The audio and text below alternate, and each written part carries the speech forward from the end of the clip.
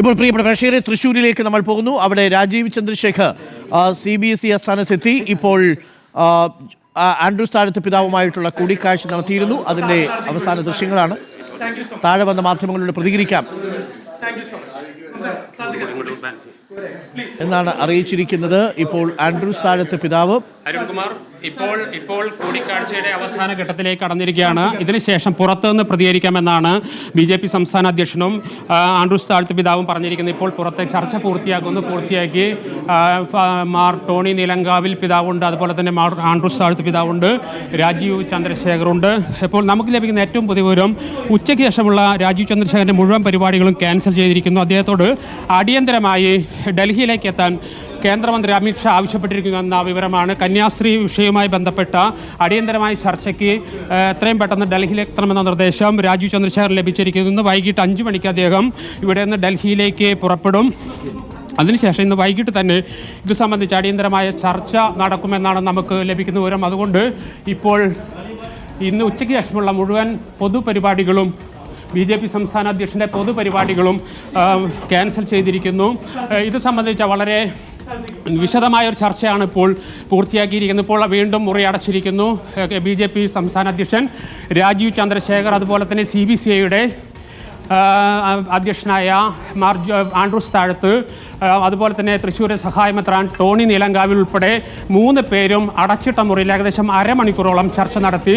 അതിനുശേഷമാണ് ഇപ്പോൾ അല്പസമയത്തിനകം തന്നെ പുറത്തു കടക്കും, മാധ്യമങ്ങളെ കാണും. 2 പേരും, അതായത് CBCI അധ്യക്ഷൻ എന്ന നിലയിൽ മാർ ആൻഡ്രൂസ് താഴത്തും അതുപോലെ തന്നെ BJPയുടെ സംസ്ഥാന അധ്യക്ഷനും ഇത് സംബന്ധിച്ച പ്രതികരണം നടത്തും എന്നാണ് നമുക്ക് ലഭിക്കുന്ന വിവരം. അതോടൊപ്പം തന്നെ ഏറ്റവും പ്രധാനപ്പെട്ട വിവരം എന്ന് പറയുന്നത്, ഇന്ന് ഉച്ചയ്ക്ക് ശേഷം ഡൽഹിയിലെത്താൻ BJP സംസ്ഥാന അധ്യക്ഷനോട് കേന്ദ്രമന്ത്രി അമിത്ഷാ ആവശ്യപ്പെട്ടിരിക്കുന്നു. അതുകൊണ്ട് തന്നെ ഉച്ചയ്ക്ക് ശേഷമുള്ള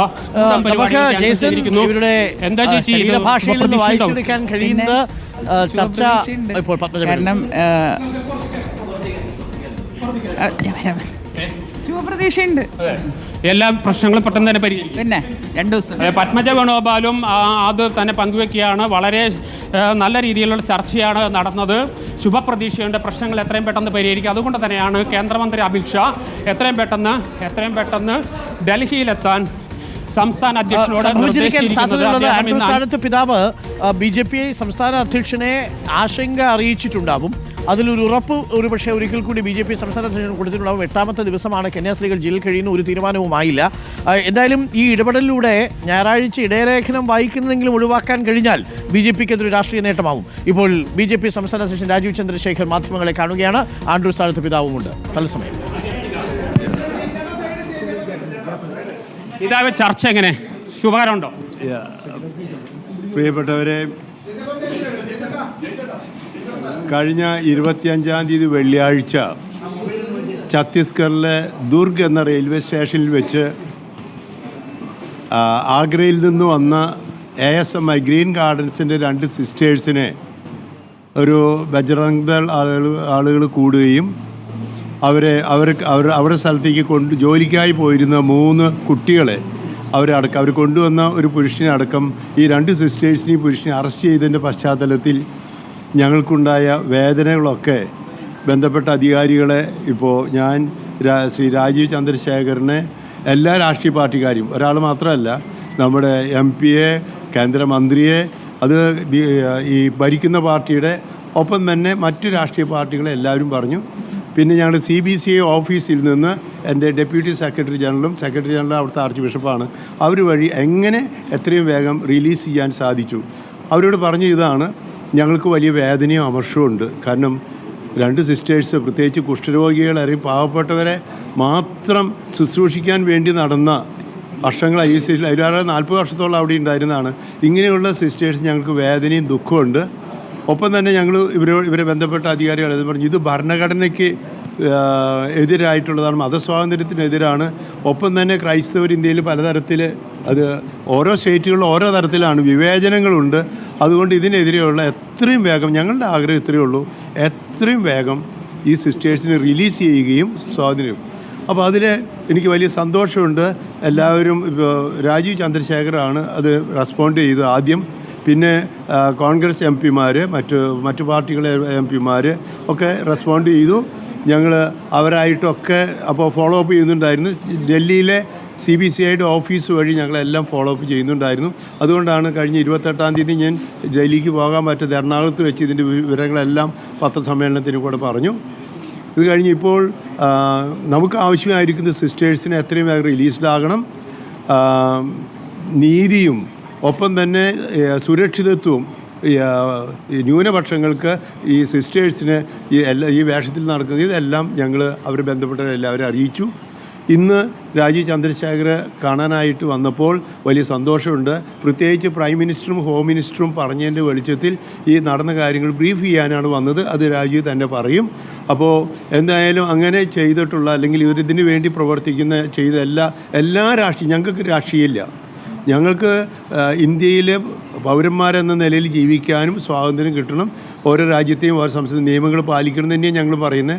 അതിനനുസരിച്ച് ഞങ്ങൾക്ക് ക്രിസ്ത്യാനികൾക്കുള്ള പ്രത്യേകിച്ചും ഞങ്ങൾക്കൊരു വിഷമമുള്ളത് ഇന്നു മുതൽ തുടങ്ങിയതല്ല, കുറേ നാളുകളായി തന്നെ ഈ ക്രിസ്ത്യൻസിനെതിരെ ആക്രമണങ്ങളുണ്ട്. അത് കുറച്ച് കൂടിക്കൊണ്ടിരിക്കുകയാണെന്ന് ഞങ്ങൾ അറിയിച്ചു. ഞാൻ ഇപ്പോൾ രാജീവിനോട് അതും പറഞ്ഞു, ഇങ്ങനെ കൂടിക്കൊണ്ടിരിക്കുകയാണ്. ഈ സാഹചര്യത്തിൽ ഞങ്ങൾക്ക് സുരക്ഷിതത്വം സംരക്ഷണം കിട്ടണം. അതിനേക്കാൾ അവർ നീതി നടപ്പാക്കണം. ഇപ്പോൾ ഞങ്ങളുടെ ആഗ്രഹം ഇത് സിസ്റ്റേഴ്സിനെ അറസ്റ്റ് ചെയ്തത് നീതി, അവരൊരു തെറ്റും ചെയ്തിട്ടില്ല.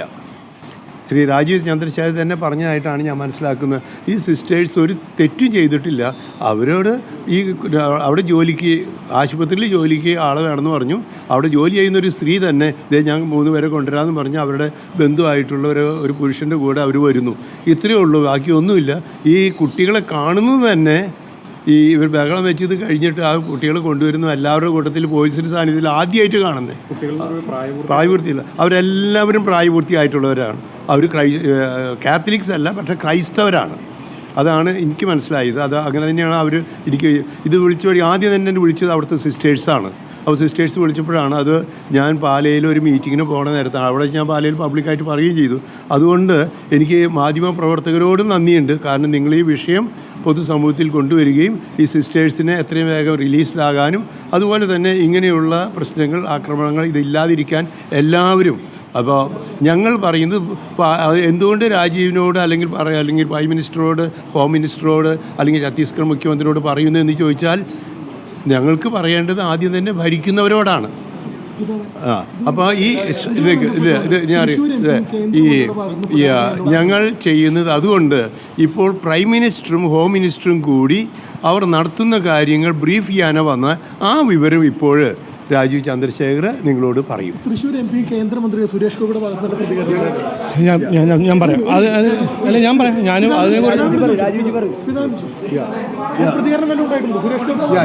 ഓക്കെ. അല്ല, ഞങ്ങൾ എല്ലാവരോടും പറഞ്ഞിട്ടുണ്ട്. അവരുടേതായ രീതിയിൽ ചെയ്യുന്നു. അത്രയേ ഉള്ളൂ. ഇനി